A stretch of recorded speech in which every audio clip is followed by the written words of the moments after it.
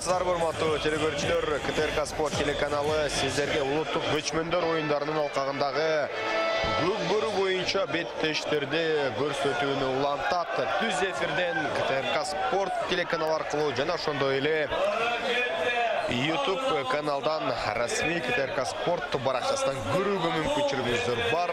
Дүйнөнүн кайсы гана бурчунда болбоңуз, албетте ошол интернет аркылуу көрүүгө мүмкүнчүлүк бар.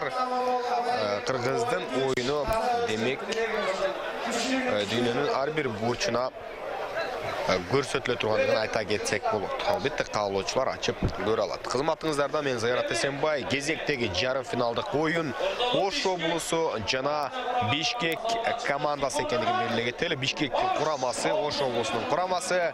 Кезектеги финалчыны аныктоочу оюнга келип жеттик. Буга чейин финалдык бөлүккө Чүй командасы өткөндүгүн эсиңизерге сала кетели. Алар тандаштары Талас облусун талай ээлерин 5-2 эсебинде жеңип, мына ушундай көрөрмандарын сүйүнүшкө бөлөдү. Эми экинчи финалчыны аныктоочу убакыт келип жетти. Азыр Ош командасы чабууда жана Манас Ниязов жакындап келди. Алгачкы салым эч кыйынчылыксыз тайгазан ичинде. Манас Ниязов эсеп сандарын ачты. Эми Манас Ниязовдун кандай деңгээлдеги улакчы экендигин биз жакшы билебиз. Ал жерден илер замат тайгазанды көздөйгө табат. Андан сырткары албетте салымдары дагы кооз, физикалык жактан күчтүү улакчы. Андыктан алгачкы салымды Манас Ниязов салды. Чындыгында бул беттеште фаворит команда катары биз Ош командасын атасак болот. Ал эми Бишкек болгон күчүн жымшап, болушунча туруштук берип көрүшү керек. Буга чейин эсиңиздерде болсо, өз тайпасында Ош облусу экинчи орунду алган, Таластан кийин жайгашып калган жана экинчи орунду алган командалар арасында ойноп, 4-чү жарым финалчыны аныктачу беттештерде ийгиликтүү болгон. Алгач тандаштары жаңылбасам Баткенди жеңген, андан соң Ысык көл командасын жеңгендигин айта кетели. Баткенди кошумча 10 мүнөттүктүн 6 упайдын натыйжасында жеңип, Ысык көл командасын эсиңиздерде болсо, андан кийинки беттешинде ишенимдүү түрдө жеңип алган болчу. Андыктан аны дагы эсиңиздерге сала кетебиз. Ошого байланыштуу жарым финалда ойноого укук алгандыгын белгилей кетели. 20 сентябрь улуттук көчмөндөр оюндарыбызда жана азыр эми жакшы мүмкүнчүлүктү Бишкек командасы жаратып бара жаткан мезгили. Тайгазанга ыргытууга жол ачылды. Эсеп сандары 1-1. Эсеп сандары 1-1. Биз командалардын курамын тааныштырууну баштайлы. Эки тараптын оюнчуларын кененирээк тааныштырабыз. Азыр Акжол Кылыч уулу ыргытууну ишке ашырды. Тайгазанга чындыгында кандай түрдө жетип баргандыгын көрөрмандар деле байкабай калгандай болду. Ош командасынын курамы төмөндөгүчө: биринчи Байыш Ниязов, Тумар Аргамаган менен жүрөт, экинчи Айбек Темирбаев, Ома менен, үчүнчү Менербек Абдикайым уулу Трон менен, төртүнчү Ташим Алибашев Туз, бешинчи Бауш Султанбеков Бүркүт, алтынчы Кыялбек Айтбаев Байтур, жетинчи Жаныбек Каримов Айсары, сегизинчи Кыяс Ниязов Амадор, тогузунчу Жоодар Жолчу уулу Золотой, онунчу Манас Ниязов Шторм менен, 11-чи Баяман Ниязов Цезарь, 12-чи Нурсултан Шамырза уулу Тел Тору. Жана алардын атаандаштары Бишкек командасынын курамы төмөндөгүчө: биринчи Айбек Караев БТР менен, экинчи Калыс Кыдыков Идальго менен, үчүнчү Эрбол Мирлан уулу Мырзатору менен, төртүнчү Кантай Идрисов Малой менен, бешинчи Акжол Кылыч уулу Карасуу менен, алтынчы Айбек Бакпаев Торхан менен, жетинчи Жомарт Бигалиев Зидан менен, сегизинчи Манас Эралидин уулу Аполлон менен, тогузунчу Сагын Исабеков Жигит менен, онунчу Ислам Усенбаев Сүлүк Кара менен, 11-чи Медет Апык уулу Пегас жана 12-чи Алмаз Базарбаев Зайчикти чабууда.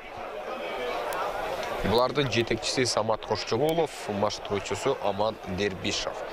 Жана ошондой эле Ош облусунун жетекчиси Болот Дыйканбаев экендигин айталы, баштыруучусу Токтобек Кадыркулов менен Жаныш Ниязов. Жусуп Мамай атанын кан күйөө баласы. 5-мүнөт жүрүп баратат. Жусуп Мамай атанын кан күйөө баласы. Кытайдан бери отурган Ош облусунун курама командасына алгачкы салган упайыңыздарга $100. Жусуп Мамай атанын Жекеме-жекеде мен мыктымын деген оюнчулар ортого кирди. Айбек Темирбаев менен Айбек Караев. Айбек Темирбаев жана Айбек Караев. Ортодо эки Айбек ортодо ат салышты, жана Караев жеңип чыкты. Айбек Караевдин жерге эки Заматуллахты алмай бар экендигин билебиз. Анысы менен көптөгөн учурларда командасына жакшы мүмкүнчүлүктөрдү жаратып келген оюнчу. Андыктан жекеме-жекеде бүгүн менимче Бишкек командасы Ошко туруштук берип, орто деңгээлде ойной алат. Зидан Манас Эралдин чемпионатта болгон. Ал эми Ош облусунда финалга чыгып кетүүгө мүмкүнчүлүк болуп, алар чүйгө каршы ойноп калышы мүмкүн экендиги белгилеген эле. Бишкекте деле мүмкүнчүлүк бар. Эмне үчүн болбосун? Биз финалда дербини көрүп калышыбыз мүмкүн. Чүй облусунун дербисин. Чүй облусуна өзгөчө бир упайлар топтолот. Чындыгында мындай учурда улуттук көчмөндөр оюндарынын биринчисинде алтын байгеге жетишүү, алтын медалдарды тагынуу бул таптакыр башка сезимдер болсо керек. Чындыгында Кыргызстандын мыкты улакчыларын облусун гүлбөр оюнча аныктоо мезгили келип жеткен жана финалга чыгып Чүй командасы бир кадамда калгандыгын белгилеген эле. Ал учурда сүрмө топ сыртка чыгарды атаандаштарын 7-мүнөт жүрүп бара жаткан кези. Бул беттеште эми буга чейинкидей чыңалуу тымбас чабуулдар мүмкүн болбогон бир учурлар. Бул көрбөгөндөй бир учурлар. Азыраак болсо керек. Андыктан чогуу байкап көрмөкчүбүз. Эки команданын кимиси финалга чыга турган болсо дагы чындыгында Чүй командасына каршы өтө татаал боло тургандыгы белгилүү. Бирок командалар болгон аракетин жасайт. Айбек Караев менен Жаныбек Каримов кирди. Жаныбек Каримов бул жолкусунда Айбек Темирбаевди алмаштырды. Айсары аргымагы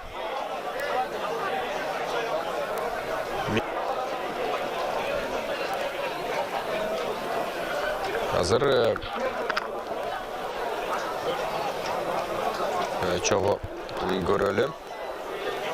Айсары аргамагы менен ортодо Жаныбек Каримов оюн жүргүзүүдө. Айбек Караев өзүнүн биз белгилеген БТР аргамагы менен жана жүрдөн Жаныбек Каримов улакты ийилди.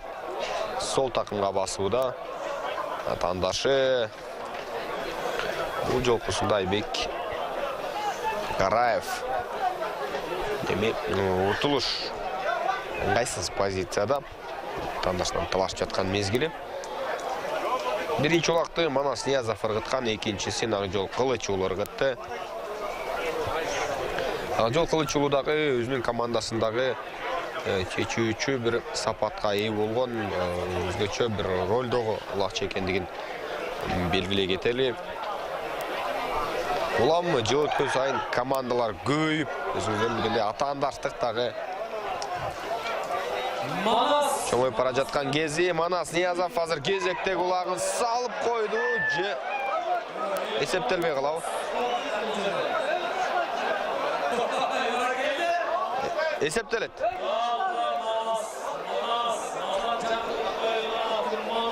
Эсептелет. Манас Ниязов экинчи улакты ыргытты. Германдардын пикири боюнча сүрүп кеткендер, бирок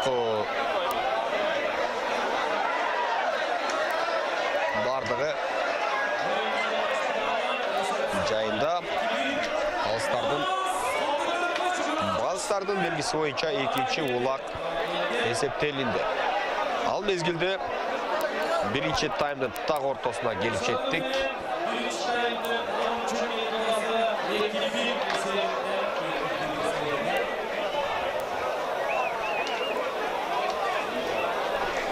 Жана азыр жалпы топ аракетин күчтүү ойноп жаткандыгын байкоодобуз. Бир улак айырмачылыгын Ош командасы жаратып алды. Андан ары кандай болду экен? Бишкек кайрадан эсепти теңеп кетти. Атандаштарына туруштук көрсөтө алабы?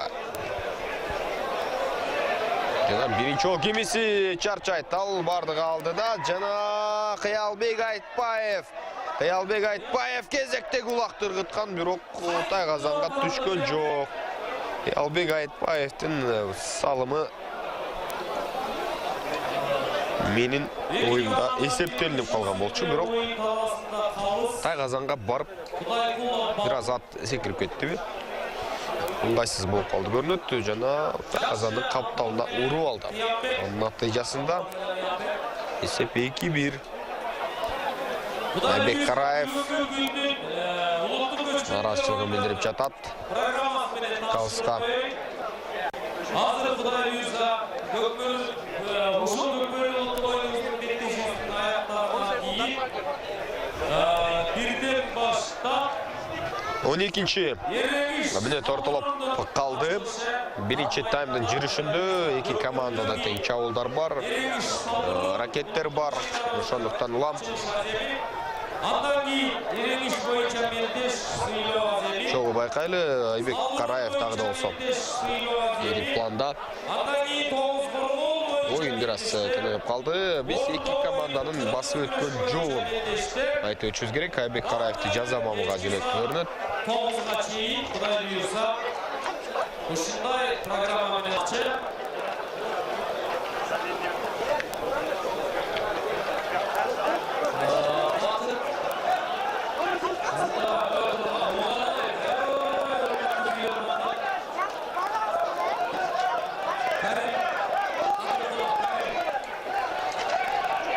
азыр Айбек Караев жок, жаза мамы эмес, эч кандай Байыш Ниязов менен чогуу алыстарга келди. Жана кайсы бир маселе боюнча. Ооба, жанагы Манас Ниязовдун ыргыткан улагын эсептелбеши керек деп талашып жаткандай болду Айбек Караев.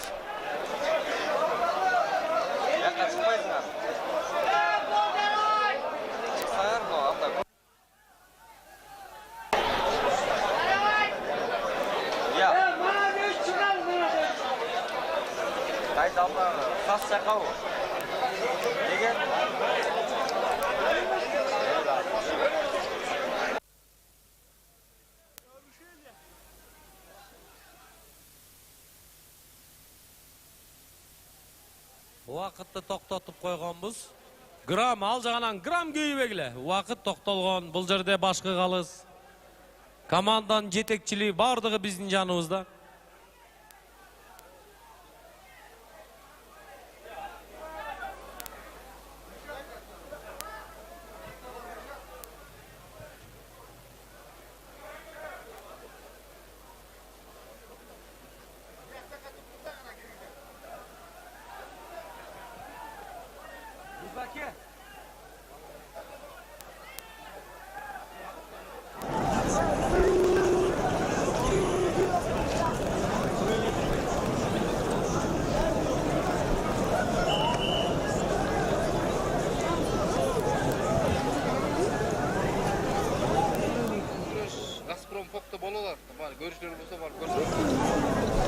Урматтуу улуттук көчмөн оюндарынын күйөрмандары, Газпром спорт комплексинде кыргыз күрөшү боюнча мелдештери болуп атат. Барып көрсөңүздөр болот. Газпром спорт комплексинде кыргыз күрөшү болуп атат. Барып көрсөңүздөр болот. Азыр чалы, шашпагыла.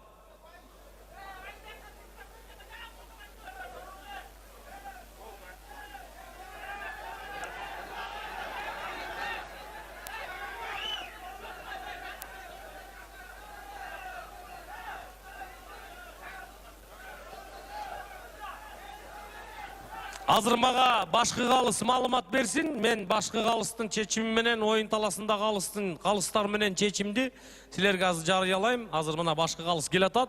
Азыр мен силерге маалыматтайм, эмне чечим кабылдады.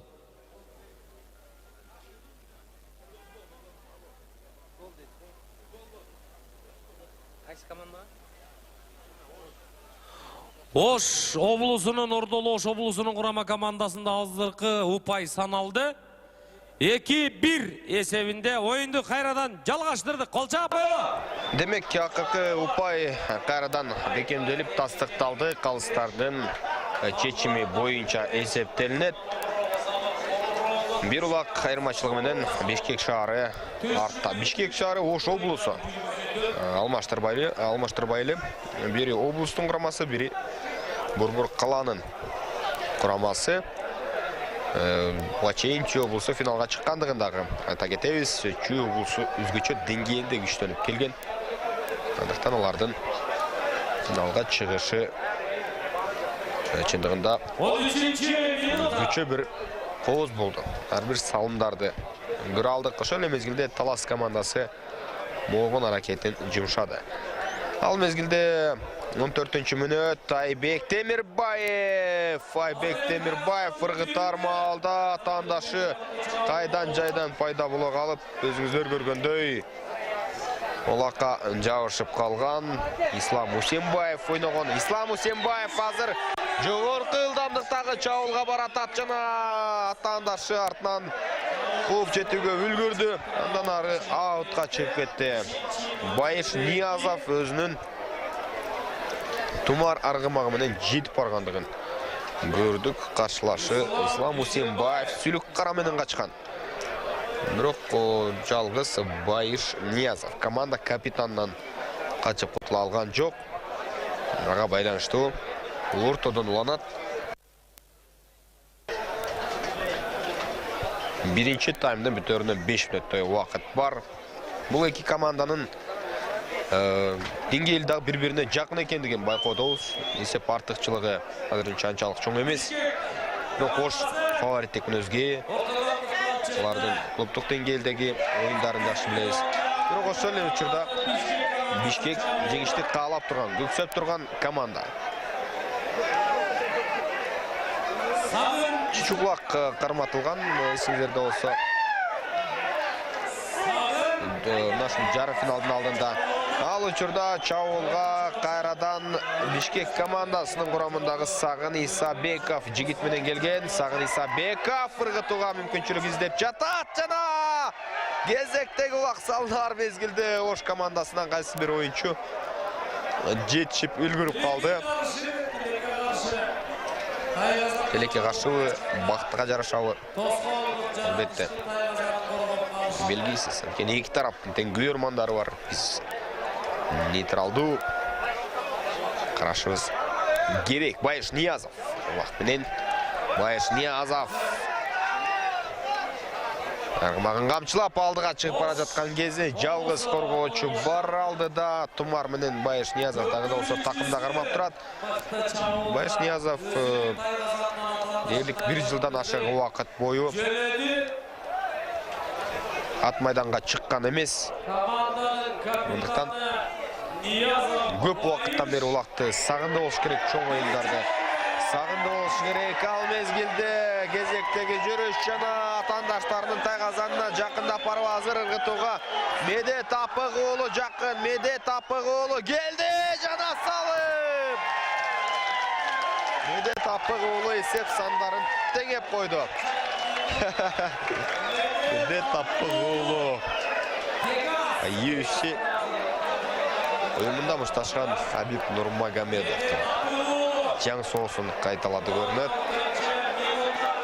Мен емес деп тұрып көкті көрсетті. Бұлдағы табетті жақшы бәлкім уақыт өткен сайын көңбөрді қандайдыр бір пиар жағынан болуы, қамат жағынан қандайдыр бір үш ракеттер атай жасалған сол ойыншыны өстіру ракеттері өсеттір, күчөйттір. Бүгін 20 Bir klubtan ikinci klubqa өткен учурлар азыр билинбейли. Өтөт балким алдыда атайын эрежелери болуп, ошол трансфердик терезеси алууга белгилүү бир убакытта жасалаттыр. Мунун бардык эрежеге салынса менимче өбүр оюнуна кызыгуу, дагы күчөмөк дүйнөлүк деңгээлге алып чыгуу үчүн менимче ар бир эреже такталышы керек. Ал мезгилде кайрадан Ош командасы чабуулга баратат. Тайгазан түйүнө деле жетип калышты. Кулак менен Жоодар жылчуул ойногон. Биринчи таймдын бүтөрүнө 2 мүнөттөй убакыт калды.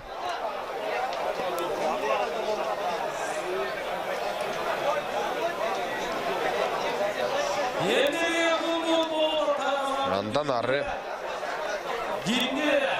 жерден эңип алууга мүмкүн болбой жатат. Нурсултан Шамырзаулу бар, Байыш Ниязов, Манас Ниязов сыяктуу бакчылар ойноп жүрөт азыр. Атандаштарынан ошол эле Ислам Усенбаев, Алыс Кыдыков бар.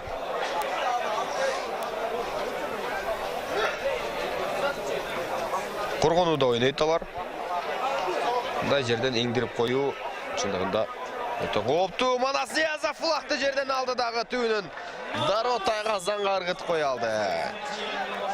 2 мүнөт бою кыйналып, эң албай жаткан учурда Манас Ниязов эч кыйынчылыксыз улакты жерден көтөрдү. Эми алда бир топ аракеттин жүргүздү буга чейин, бирок бул деген кейип жалгыз жерден үзүп, ишенимдүү түрдө тактыктан көтөрүп барып Тайгазанга салып койду. Өтө жакшы, өтө мыкты хет-трикти көрүүдөбүз Манас Ниязовдун аткаруусунда. Жана өз эсебине 3 улакты жазып койду. Азырынча жалаң Манас ыргытып жаткан кезде. Талас курамасына каршы болгон беттеште дагы 2 улакты Манас Ниязов ыргыткандыгын айта кетели. Эми командасын сүйрөгөн оюнчу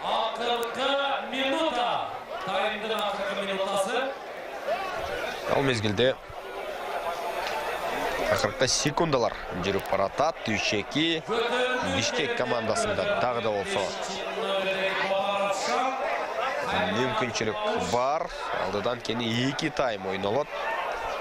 2 таймдын окуганда бүтүн окуя болуп кетиши мүмкүн. Ал мезгилде өзүңүздөр байкап тургандай Бауш Султанбеков болсо Барашан Султанбеков убакты такымга алган. Бүркүт менен бүркүттөй сызып кайрадан артка жөнөп баратат. Чабуулду узартууда. Бул чабуулга эми жетишпей деле калды көрүнөт. Бирок эсеп сандары 3-2. Кызыктуулук дагы да болсо сакталып турган мезгили. Манас Ниязов келип жетти, бирок үлгүргөн жок. Алдыда 2 тайм бар. Алыстабаңыздар. Ламбеков Бауш 83-чү жылкы команданын ардагери, улуусу, сулуусу, булчумдуусу, эң коозу Бауш бүркүт менен шаңшытты. Жагымдуу чыгармаларды коюп туралы, алаңча болбой КамАЗга жол ачып койгула. Суу өмүр булагы деп туруп, КамАЗды 5-чи скоростка салып туруп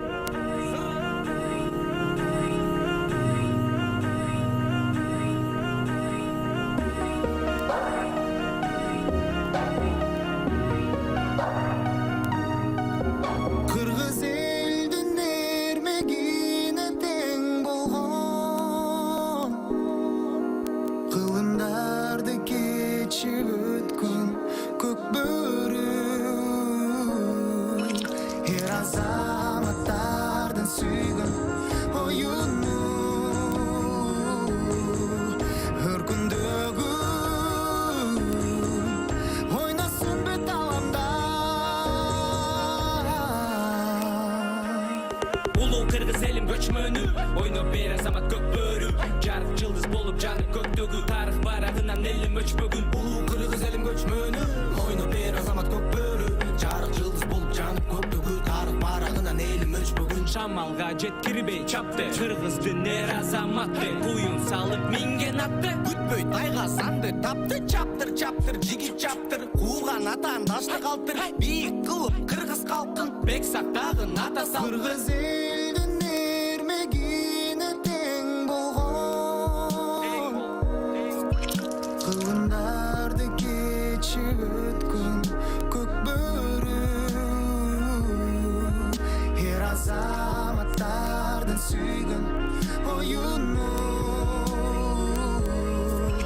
өр күндөгү Ulu Kırgız elim göçmönü Oynop ber azamat kök börü Jarık yıldız bolup janıp köktөгü Tarık baragынан elim öçpөгün улуу кыргыз элим көчмөнү ойноп бер азамат көк бөрү жарык жылдыз болуп жанып көктөгү тарых барагынан элим өчпөгүн Ulu Kırgız elim göçmönü Oynop ber azamat kök börü Jarık yıldız bolup janıp köktөгü Tarık baragынан elim öçpөгün улуу кыргыз элим көчмөнү ойноп бер азамат көк бөрү жарык жылдыз болуп жанып көктөгү тарых барагынан элим өчпөгүн Кадам баскын көк бөрүгө Салым кошкун көтөрүүгө Тоскун каршы чыккан затты Укугуң жок өткөрүүгө жүрөккө жаккан оюн көк бөрү ойноп калтырбай көптөрү биздин курам дүйнө чемпиондору көңүл салбай сен өтпөгүн көк бөрү Биздин оюн Биздин оюн Көк бөрү улуу батыр кыргыз элим көчмөнү ойноп келеттер азамат көк бөрү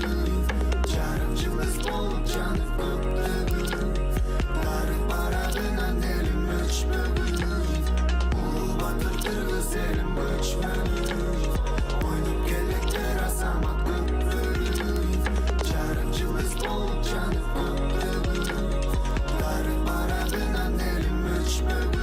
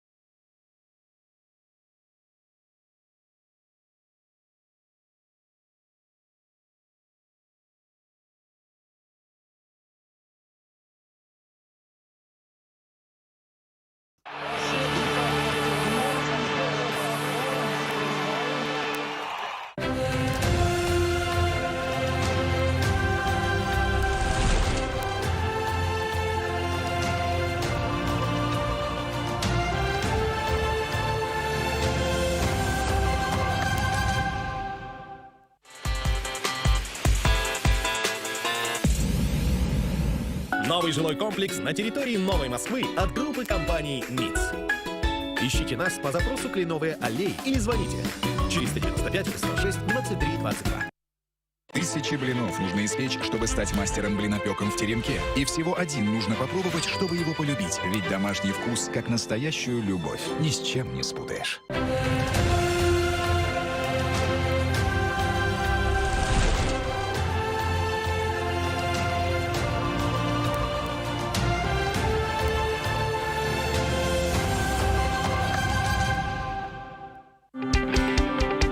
Коомдук биринчи каналда үй бүлөлүк жаңы долбоор. Эгер сиз спортко жакын болсоңуз, 6 жаштан 12 жашка чейинки балдарыңыз болсо, атам, апам жана мен долбооруна катталыңыз. Шамдык айлык, амал көйлүк, чечкиндүүлүк сапаттарыңызды көрсөтүүгө чоң мүмкүнчүлүк. Ал үчүн сиз үй-бүлөңүз менен команда түзүп теле-шоуга катышыңыз. Долбоордун шарттары тууралуу толук маалыматты төмөнкү номерлерден алыңыз. 0558 656 606 0508 656 606. Атам, апам жана мен. Баарыбыз спорт менен.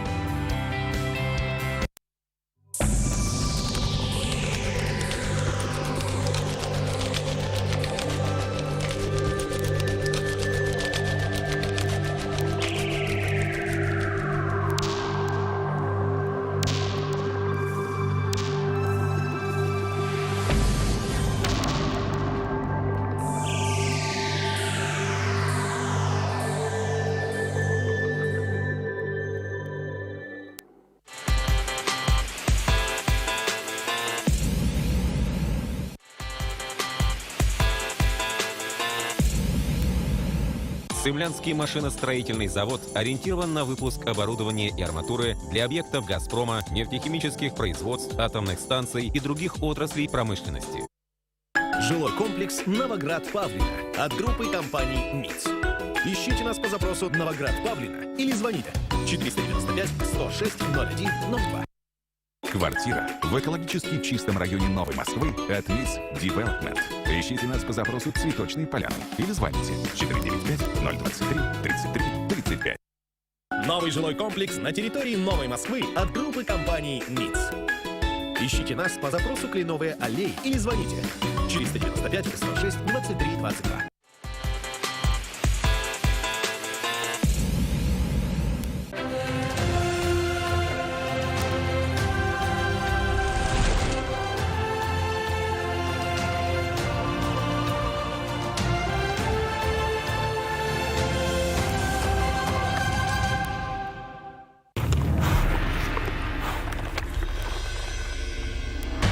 Vatandaşlarının tayqazanına жақындап келген мезгілі. Оқушылардың бірі жана Сейітбек Анарбекұлы.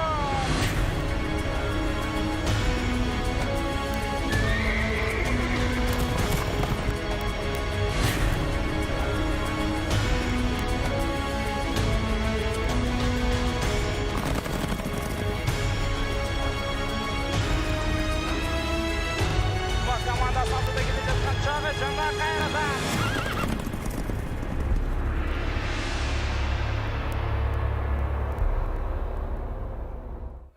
Ел толқып тұрат.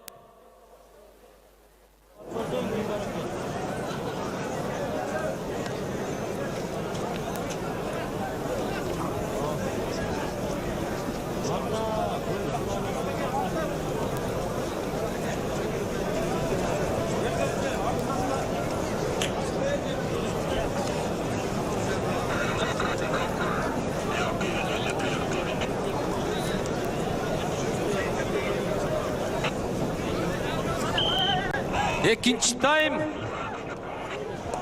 Уақытты. Ош жана Бишкек командаларының ортасындағы екінші таймды көруге чакырып өтөлү.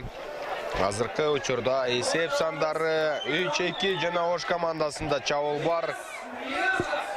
Кыяс Ниязовдун ыргыткан салымы. Кыяс Ниязов Азамат. 4-2. Кыяс Ниязовдун улагы алыстан ыргытылды. Жана биттиш башталар Азамат, тышкырык жаңырар Азамат экинчи таймдын алдында. Иңвалар Азамат тайгазанга сызып жеткен жана Кыяс Ниязовдун салымын көрө алдык. 4 улак салынды. Болгону 2 оюнчу ыргытты. Үчөөнү Манас Ниязов, бирин Кыяс Ниязов. Ал мезгилде башкы чекетте турат улак жана жерден Манас Ниязов иңип аз калды. Эңгейип атышат, биринен сала бири.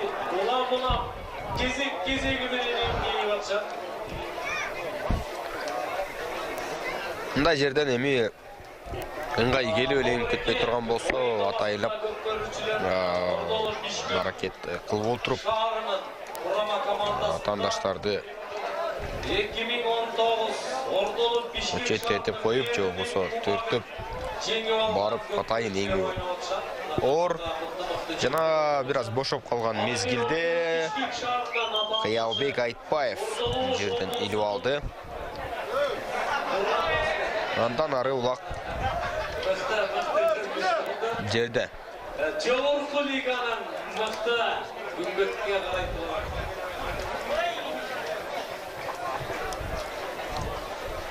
Жекеме жекеге алып келіп жайгаштырылат. Жана бірден ойыншыны біз көрөбүз.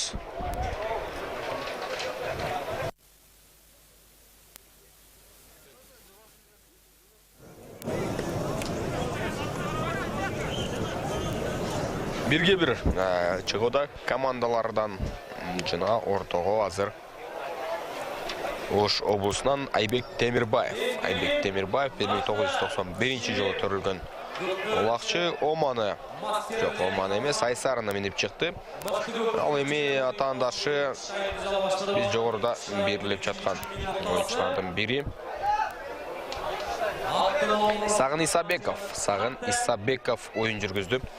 Жана Айбек Темирбаевке ортону жеңдирип койду. 2 улак айырмачылыгы жаралган. Азыр Айбек Темирбаев чабуулду баштап баратат. Алдын туруп чыккан жалгыз ойынчулары жана 2 ойынчунун арасынан барып тайгазан түбүнө токтоду.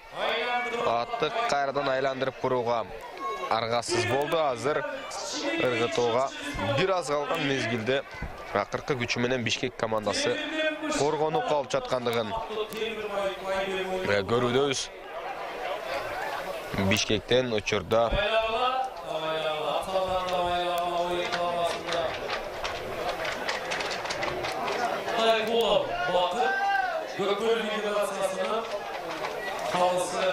бардык оюнчуларды өзүңүздөр көргөндөй бири-бирине жардамдашып ойноду. Жана Медет Апыгулу жогорку ылдамдыктагы чабуулга качып барууда. Ыргытууга мүмкүнчүлүк бар. Булитте бир эпизод жаралды жана артынан атаандашы түрткөндүгүнө карабай ишке ашырды. Азамат Медет Апыгулу командасынын лидери. Атаандашы ыргытар маалда артынан түртүп да жиберди. Айбек Темирбаев өзүңүздөр көргөндөй жок, эми убакытты түшүрүп салгысы келген көрүнөт. 4-3 эсеп саны. Андыктан колуна бир аз тоскоолдук кылып, улак колунан түшүп кетсин деген үмүттө Айбек Темирбаев. Түрткөн жана анын натыйжасында Медет Апыгулу өзү кошо улак менен тайгазанга кирип кетти. Эсеп 4-3. Улак Бауш Султанбековда. 5-ші мүнөт жүрүп бара жаткан мезгил. Аягына чыгып калды, тактап айтсак, экинчи тайм.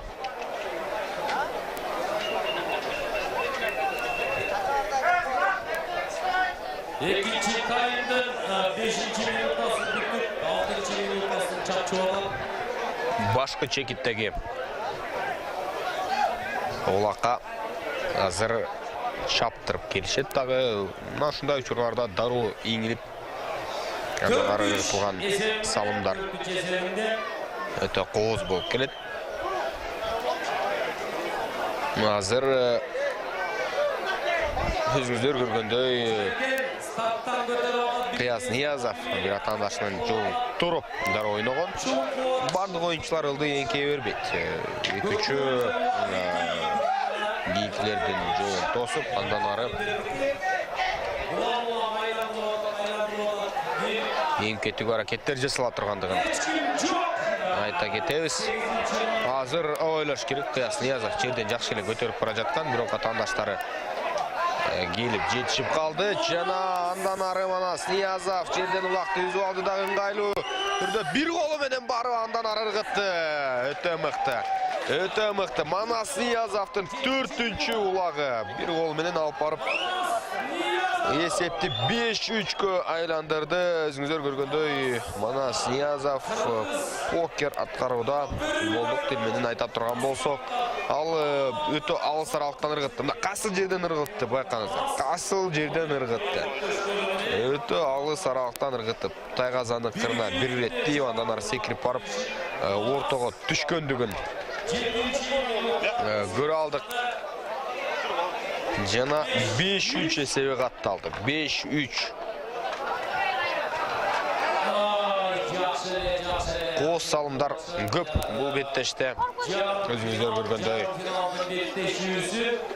Балдардың еңбектері зор. Бүгін мына жиырмасын чапчық. Аздыр эми, андан ары. Кандай болот? Чоң күтөлү Бишкек командасы кайрадан кыскартабал. Эсеп сандарын теңеп кетүүгө дарамети бар. Мына ушул суроолорго жооп алабыз. Жоодар Жолчу уулу. Жоодар Жолчу уулу оюн жүргүзүүдө. Атандаштарынан болушунча качып азыр ыргытууга мүмкүнчүлүк бар. Жана Азамат. Жоодар Жолчу уулу 6-3 эсебин каттап койду. Эсеп 6-3. 3 эсебинде экинчи таймдын 8-чи минутасы. Oyun dolasında oyundu gözlemlerinde жүргүзүлөт Көкбөрү федерациясынын калысы Кудай Кулов. Бурап барып ыргыткандыгын көрдүк. 8 мүнөттүк оюн артта калды. Жана экинчи таймда Ош облусунун убакчылары атандаштарына мүмкүнчүлүк калтырбай катары менен ыргытып жаткан кези 4-чү, 5-чи, 6-чы улакты ыргытты. 3 салым. Ал атандаштары бул таймда бир эле ыргытуу менен чектелди. Дагы да болсо алар улак менен жана Кыялбек Айтпаев. Кыялбек Айтпаев келип жетти, дагы шашпай, өзү жалгыз ыргытууга мүмкүнчүлүк алмак, бирок калыстын ышкырыгы ага чейин жаңырып калган.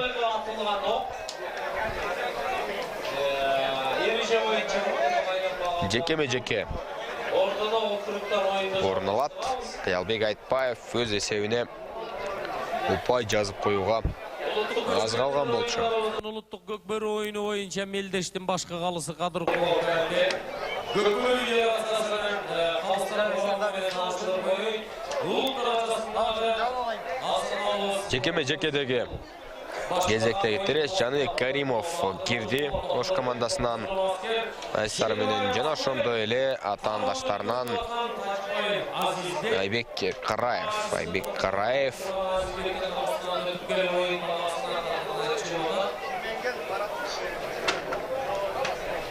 Азырынча эң элек жерге эңкей аракеттер жасала элек. Жекенин жүрүштөрү.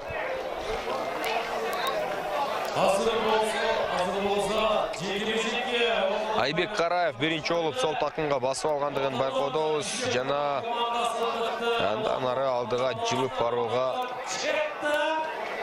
мүмкүнчүлүк издейт. Жана чабуулду ишке ашыра элек атаандаштарына улакты тартырып да жиберди. Медет Апыгул ойногон.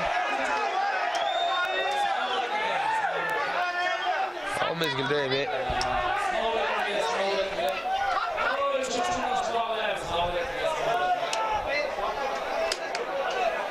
эч кандай ашыкча кыймыл аракеттин сөздөрдүн кереги жок. Эми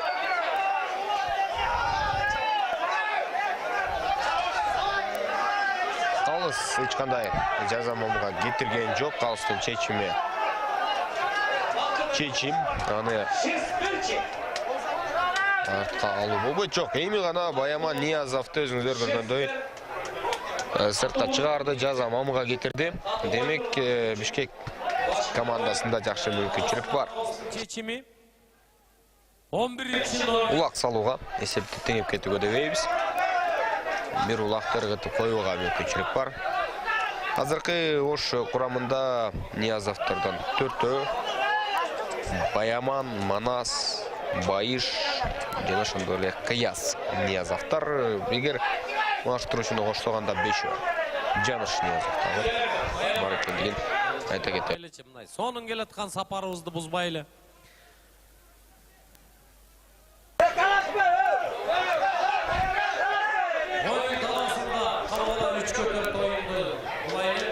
Азыр 3-4 ойын жүріп жатады, бирок мындай артықчылықты азыр қолдана элек Бишкек командасы.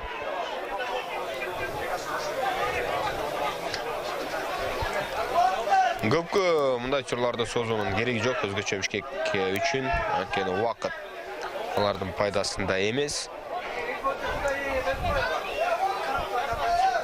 Финалга Ош командасы жак.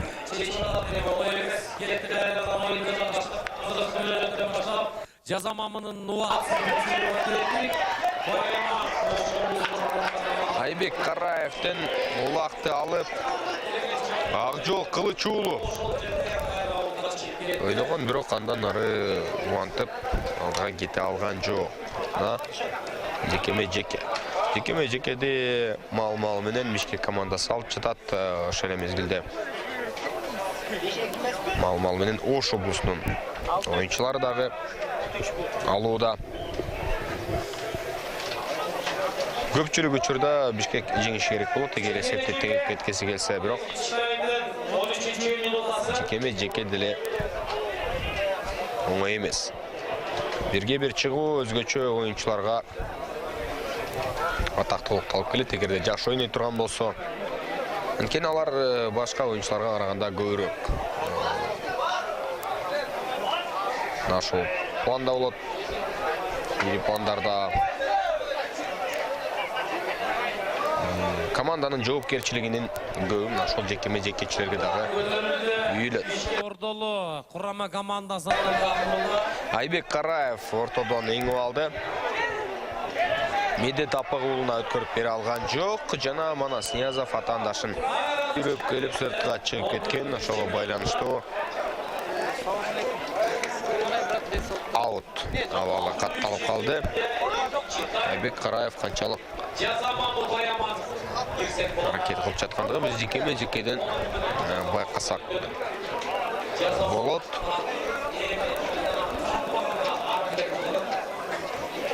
Айбек Темирбаев кирип келди Ома менен ортодон.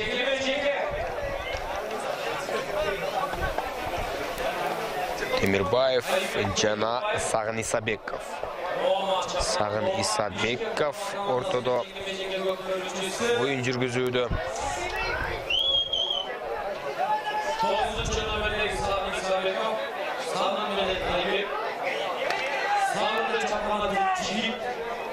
Сагын Исабеков азыр Олдый тарапта байкап жатат, мүмкүнчүлүк болсо эле эңип алганга даяр. Эки оюнчу тең. Айбек Темирбаев азыр аракетин көрдү, бирок мына байкасаңыздар өтө бир тиреш. Жана Сагын Исабековдун аты азыр мындай тирешке чыдабай да бара жаткандай. Курама командасына дагы дем күч берет. Ома каршылашты. Четтетип койгон. Жана экинчи таймдын бүтөрүнө болгону 5 мүнөт убакыт бар. Бишкекке чамдашы зарар. Үчүнчү таймда эсепти теңеп кеткенге жетишпей калышы мүмкүн. Оюнчулар алмаштырылат. Манас Ниязов азыр Айсар менен жок. Азыр Манас Ниязов Байтур маган менеп чыккандыгы айтылды. Азыр Айбек Караев ага каршы оюн жүргүзүүдө. Манас Ниязов жерден эңип алган жана такымга баса элек. Азыр Манас Ниязовтан Айбек Караев жол кете алган жок. Кайрадан оң такымга которуп, ойдулант кетүүгө жакын калды. Анын жыйынтыгында улак жерде жакшы эле эңген болчу.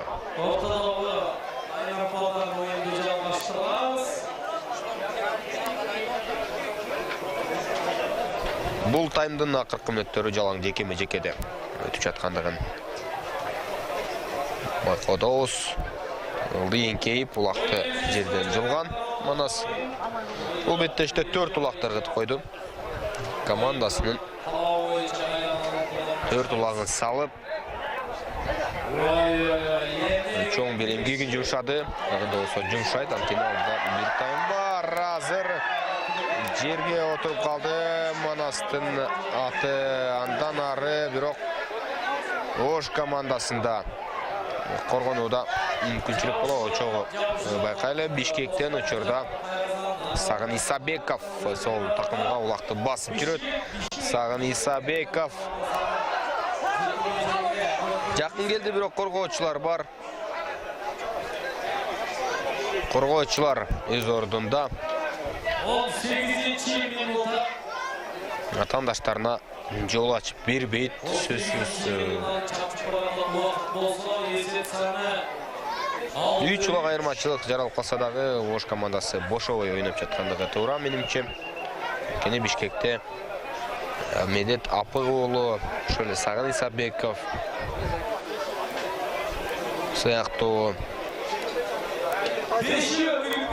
чалуучулар бар. Алар ыргытып коюшу мүмкүнчүлүк жаралса.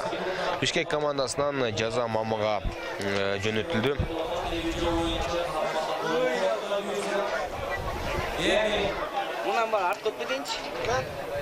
Жаза мамыга жөнөтүлдү дагы. Ош командасында азыр артыкчылык бар. Алар көпчүлүктө ойноп жаткан кези жана азыр Жаныбек Каримов Медет Апыгулуна каршы ойнойт. Медет Апыгулу чабууда жакшы, бирок коргонууда азыр өзүңүздөр көргөндөй тоса алган жок. Жаныбек Каримов 7-3. Биринчи таймды Бишкек жакшы деңгээлде өткөргөн. Болгону 1 упай айырмачылык бар болчу. Экинчи таймдын жүрүшүндө бул артыкчылык 4 упайга чейин өсүп кетти. Андыктан 3-чү бөлүккө чейин Ош облусу маселени чечип койгондой. Алардын башкы миссиясы албетте финалга чыгуу. Ал финалдык бөлүктө Чүй командасы менен ойноо болуп эсептелинет. Жана кыймылын байкоодобуз ар бир оюнчунун каалоо менен жеңишке болгон каалоо менен оюн жүргүзүүдө. Чүй командасына каршы финал өтөт. Ал эми жарым финалда жеңилген командалар 3-чү орун үчүн ойной тургандыгын белгилей кетели.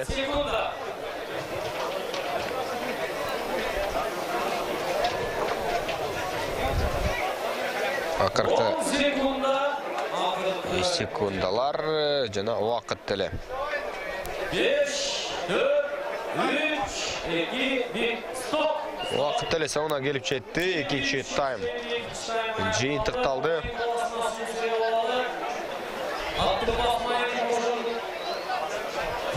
Эми 3-чү бөлүктү өтөлү. Жагымдуу чыгармаларды сиздерге арнап туралы. Бардыгыңыздарга жагымдуу тоо жаңырткан чыгармалар улуттук көчмөндөр оюндарыбыздын меймандарына, Талас жергесине аймагына келген кадырлуу күйөрмандарга арналат.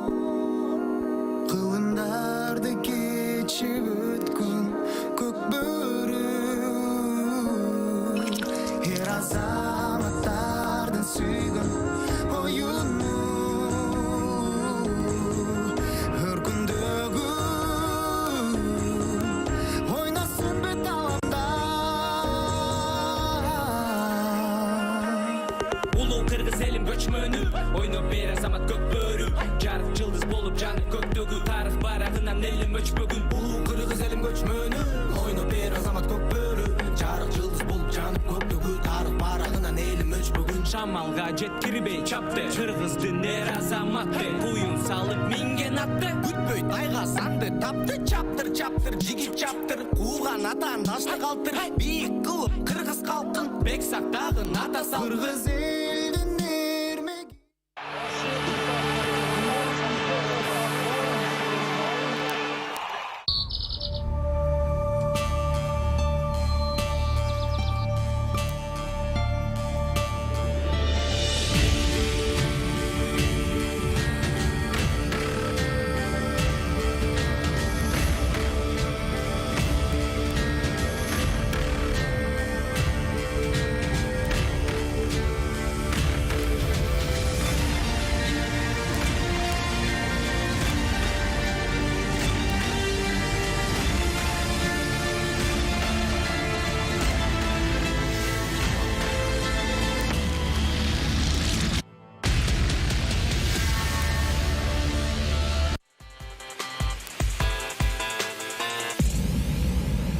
Тысячи блинов нужно испечь, чтобы стать мастером блинопеком в теремке. И всего один нужно попробовать, чтобы его полюбить. Ведь домашний вкус, как настоящую любовь, ни с чем не спутаешь.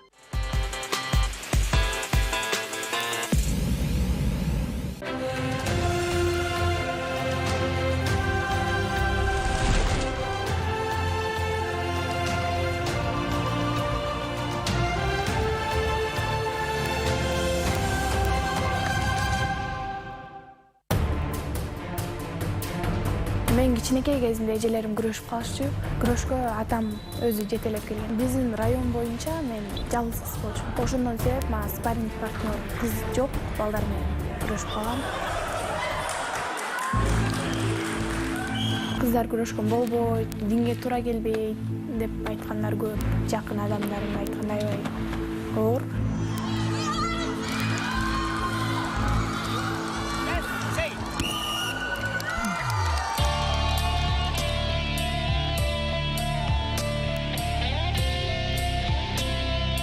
Кыргызстан менин үчүн жүрөгүм. Мен ошо Кыргызстанды дүйнө жүзүнө тааныткым келет.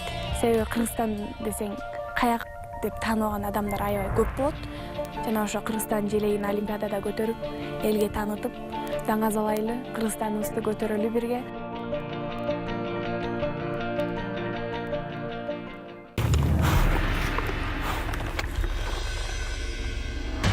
Атандаштардын тайгазанына жакындап келген мезгили. Окуучулардын бири жана Сейитбек Анарбек уулу.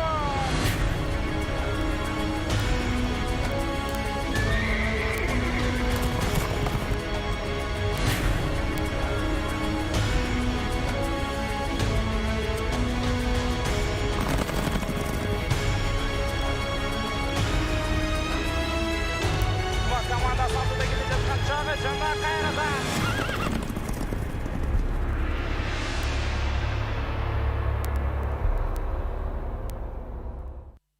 Последние новости спорта.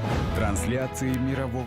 Урматтуу көкбөрүчүлөр, тоо жаңырткан ыр саптарынан кийин 3-чү чечүүчү таймдын алгачкы секундалары кетти.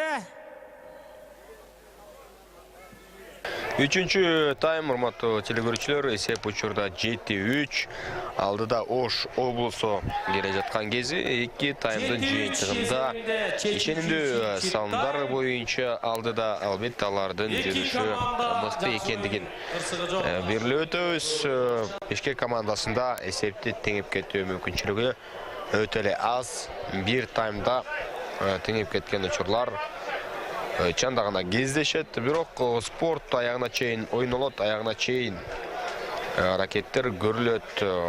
Өгөрү ушунусу менен кызык. Алгачкы секундалар 3-чү таймдын.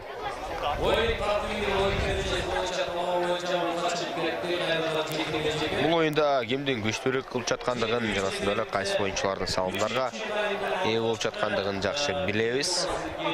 Азыр эми чечүүчү бөлүктүн алкагында өздөрүн көрсөтүүгө дагы бир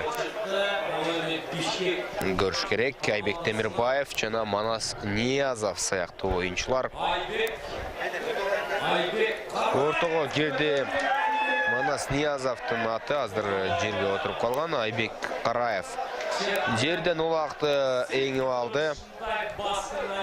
Жана андан ары Тайгазанга жай менен бара жаткан кези Айбек Караев Тайгазанга улакты ыргытууга жетише алабы. Жалгыз турат, анын сол тарабынан Манас Ниязов активдүү талашып жаткандыгын көрөбүз. Жана Бишкек командасы биргеликте аракет кылып отуруп эсеп сандарын 7-4-кө айландырды. Айбек Караев бул беттештеги алгачкы улагын ыргытты. Буга чейин 2 улагты меди тапкы ыргыткан. Жана ошондой эле эң алгачкы салымды Акжол Кылыч уулу салгандыгын белгилей кетели. Командасына жыйынтык алып келген, салымдарды берген ошол оюнчулар. Ал мезгилде кийинки башкы чекит улакчыларды сынайтты. Жердеги улакты дароо эңип Сагын Исабеков азыр чабуулду күчөтүп баратат. Ал Торханда менен чыккандыгын көрөбүз. Жана Тайгазанга келип ыргытууга мүмкүнчүлүк таба алабы, жокпу? Командалаштар бири-бирине көмөк көрсөтө алабы, жокпу? Тактикалык жактан жүрүшү сапаттуу боло турган болсо, алар салып коюшу мүмкүн. Бирок активдүү талашкан жолдар жолчу болду азыркы эпизоддо. Жана жалпы топ сыртка чыгып кетти таладан четке. Аутка чыгып кетти. 3-чү минутта бүтүп 4-чү минутта чапчылык болду. Азыр кийинки жекеме-жеке орун алат. Жекеме-жеке чеберлерин көрүүгө мүмкүнчүлүк бар. Жогоруда биз белгилеген оюнчулар Байыш Ниязов кирген экен. Байыш Ниязов менен Айбек Караев ортодо. Биринчи катар сандагы оюнчулар оюн жүргүзүүдө команда капитандары десек болот. Жана азыр Айбек Караев менен Байыш Ниязов өзүндө көргөндөй жакшы эле талашып барып, андан ары четке чыгып кетти. Жана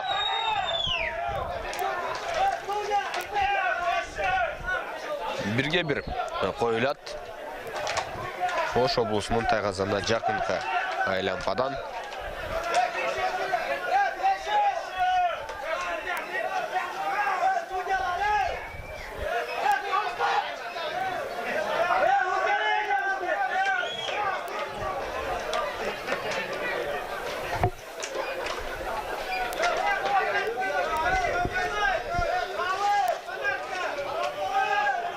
Ортого алып келип ташталат, андан ары бирге бир чыгуу Айбек Темирбаев. Айбек Темирбаев жана Айбек Караев. Айбектер ортодо.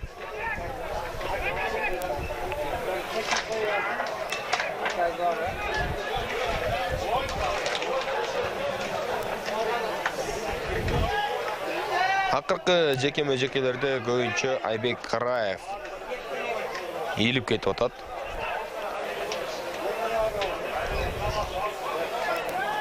Ош облусунун командасынан Манас Ниязов та кирди, Байыш Ниязов та кирип көрдү.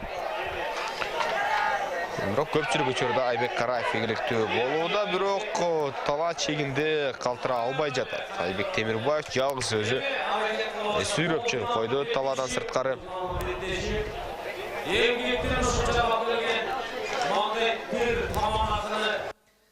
Кандай кылып өтөсүнө дагы жалгаштырып кетебиз деген полуфиналдык беттешүү. Айбек Караев кайрадан командасынын намысын ортодо коргойт. Өзүн көрсөтүүгө жол издейт. Бирок жекеме-жекеде убакыт гана коротула тургандыгы белгилүү 2 мүнөттөй убакыт өтүп кетет.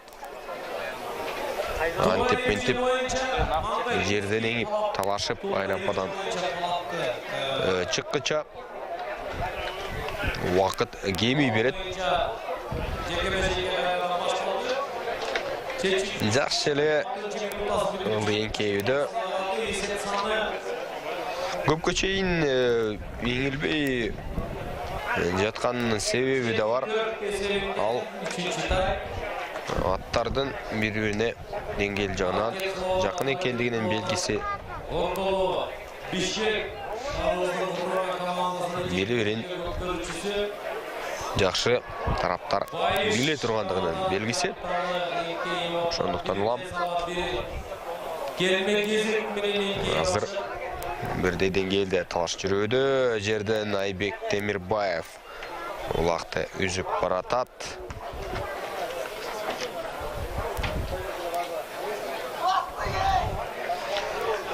Көкбөрү оюнунда чындыгында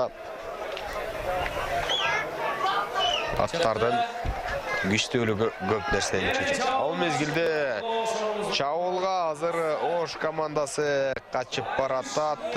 Байыш Ниязовдун жардамы менен кызыл кийимчендер Тайгазанга деле жакындап келип калды. Жана 8-чи Улак Тайгазанда. Эсеп сандары 8-4. Байыш Ниязов өз эсебине кезектеги улакты жазууда. Команда капитаны 8-чи улакты ыргытты. Эсепти 2 эселентип койгондугун көрөбүз. Тандаштарына караганда 2 эсеге көбүрөөк болду. Бул артыкчылык аябай эле чоң чындыгында.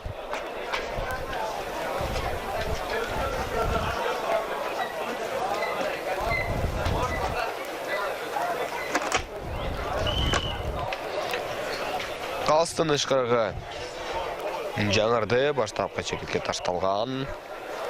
3-чү таймдын бүтөрүнө бул жолу менен 11 мүнөттөй убакыт бар. Көкбөрүдө убакыт өтө берет, аутка чыккан мезгилдерде дагы таза 20 мүнөт эмес. Жакшы эле бара жаткан Сагын Исабеков. Торханды минип алып, алдыга чабуулга ийдеген, бирок атандаштары анын көздөгөнүн алдын ала билип, жолун тороп чыгууга үлгөрдү. Эми бул ат майданда дубалдар жок. Тосмолор жок. Ысык көлдөгү ат майдан сымал. Андыктан аутка чыгып кеткен учурлар көбүрөөк кездешет, салыштырмалуу. Бирок Аккула ат майданында деле көптөн бери оюн болбой калгандыгын жакшы билсеңиздер керек. Ат майданды оңдоо иштери качан башталат, качан оңдолот, азырынча белгисиз. Ал мезгилде Айбек Темирбаев Тайгазанга жакындап калды. Болкоп жулку олтуруп атандаштарынан азыр тартып алууну көздөйт. Кайрадан жок Айбек Темирбаевке. Темирбаев эмес, бул жоксунда оюнун Нурсултан Шамырза уулу көрсөткөн болчу. Медет Апыгулу жакшы ылдамдыкта баратат, бирок койгонудагы оюнчулар өз ордунда. Медет Апыгулунун аты Гүлүк, чындыгында Пегас менен ары бери чаптырып, азыр кайрадан артка кайтты.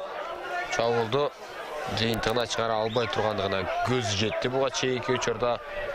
Жана артка кайтып барып, кайрадан жаңылууну туура көрдү. Атандаштары бирден жабылдыбы, бирден каралдыбы, камалдыбы, аны байкагандан кийин чабуулга жөнөйт. Жана азыр Тайгазанга уруп согуп кирип келди дагы. Ыргытууга эми мүмкүнчүлүк бар. Медет Апыгулу эсеп сандары 8-5. 8-5 Азамат. Медет Апығұлының 3-ші салымы. 3-ші салым. 8-5.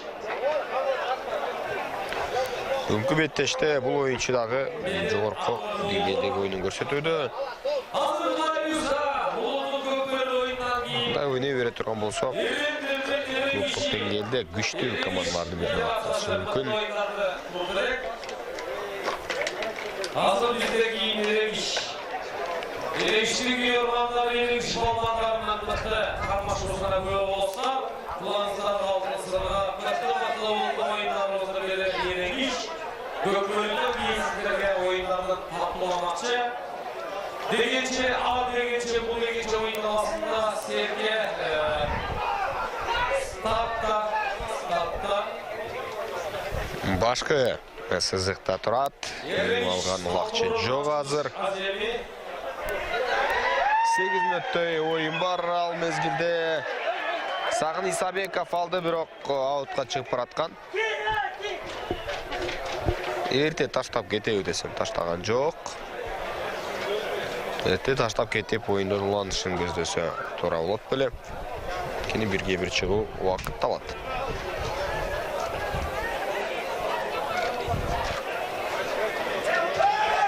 Бұл үшінші әр бір эпизодты тура атқарып, жаңылбай ойнауға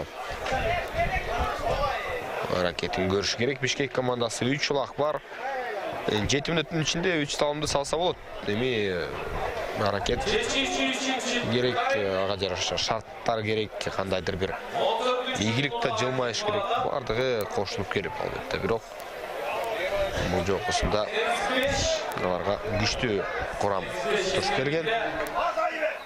Ескілерде осы тайпалық таптардың бірінші күнінде 16 сентябрь күні Бишкек командасы Ысық көлге қаршы ойнаған, жана Ысық көлді 5-4 есебінде жеңіп алған. Өздерінің тағазанына 4 ұлақты ырғыттырып қойып, ондан кейін камбэк қылған 5 ұлақты қатармен ырғытып қойып, алдыға шығып кеткен болчу. Жана бардығы өзі таңғалдырған Бишкек командасы өз тайпасында ondan ары өзіміздер білгендей игілікті болып бірінші орынды қамсыздаған.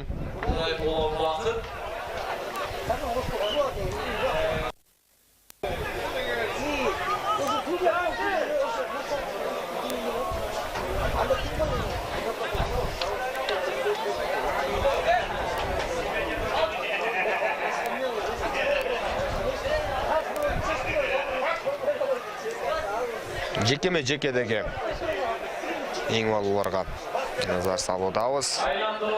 10-шы қатар санында ойнаған Бишкек командасынан Исбаев, Ислам Осенбаев.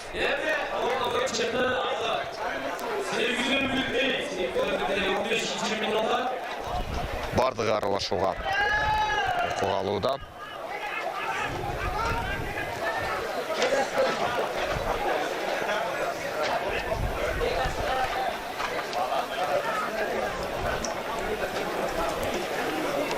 Жалпы топ азыры уақытысын талашпен өткөрүүдө. Ош командасы өздерінің жеңішіне ишеніп тұрғандығы байқалып тұрады. Алар дагы біраз күштеп қойып тұрған болса, өз ойынын олаққа салымға жетіп қойып тұрғандығы түшініп тұрабы. 3-ші таймның 16-ші минутасы. Есеп саны 8-5. Ош облысынан байрағын көтерілген құрама командамен орындалып, 3-ші шағырылған құрама командасының 7-ші таймы. 16-ші минутта.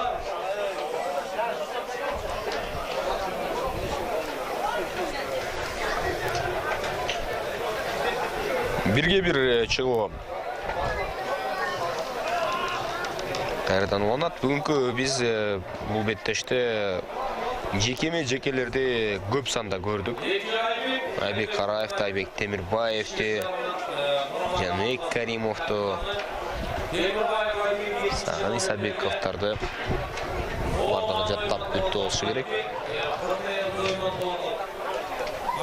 Өзгөчө қимыл әрекетіменен өзгөчөленген байымаланған уақытшылар ойнаш керек азыр. Жана улақтырғы туға Ислам Усенбаев мүмкіншілік бар болчу. Манас Ниязов келіп жетті. Жана әуел жиынтығында отандаштар салымға жете алған жоқ.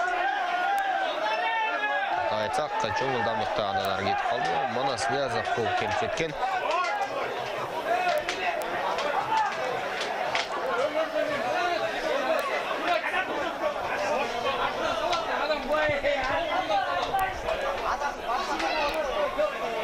Бұға чейінке Бауыш Сұлтанбековтың жығылған. Қайталаусын көрөдөз, ал Ислам Усенбаевты тоқтату әрекетін жасаған болчу, бирок елден құлап түшті.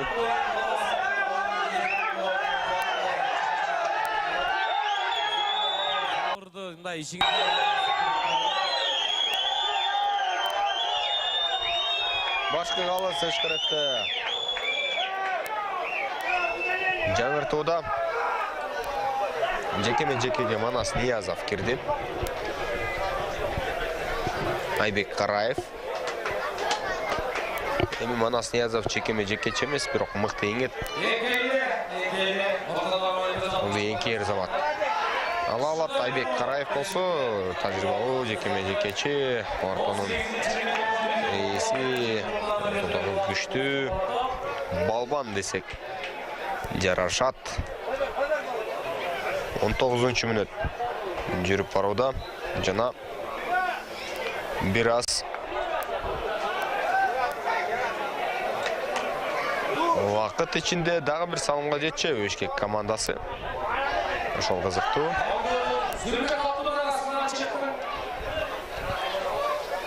Айбек Караев оң такымга улакты басып жүрөт.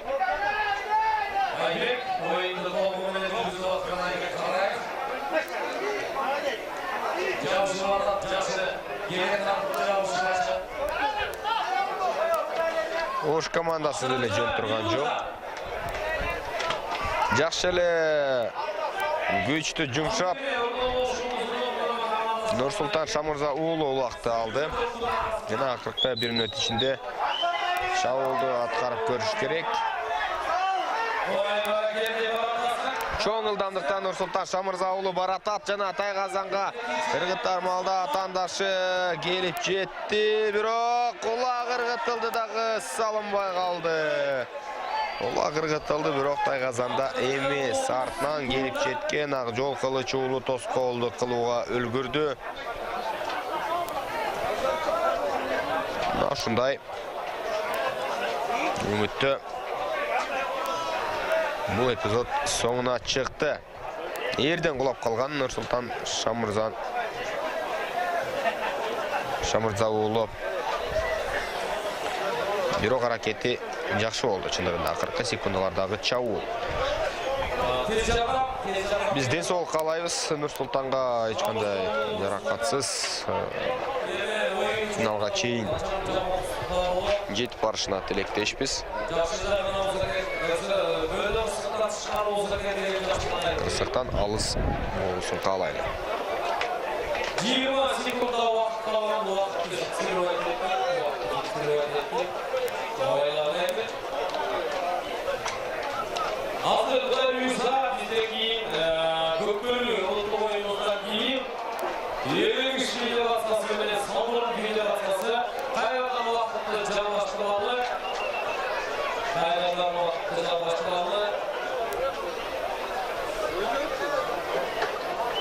Ал мезгилде акыркы секундалар беттеш теле жыйынтыгына келип жетти. Урматтуу телекөрүүчүлөр, Ош облысы Бишкек командасының ортасындағы беттеште Ош облысы игілікті болды. Финалға жолдама алды. Финалдық мүлікті Чүй командасы менен ертең 21 сентябрь күні ойын өткөрөт. Ал эми Бишкек командасы 3-чү орын үчүн Талас облысына каршы ойнай тургандыгын белгилей кетели. Көрмандарды жеңиш менен куттуктайбыз. Бишкек командасынын мүмкүнчүлүгү алдыда. Кызматыңыздарда мен Зайрат Эсенбай болдум. КТРК спорт каналы менен бирге болуп, олуттук оюндарга назар салынуулантыңыздар.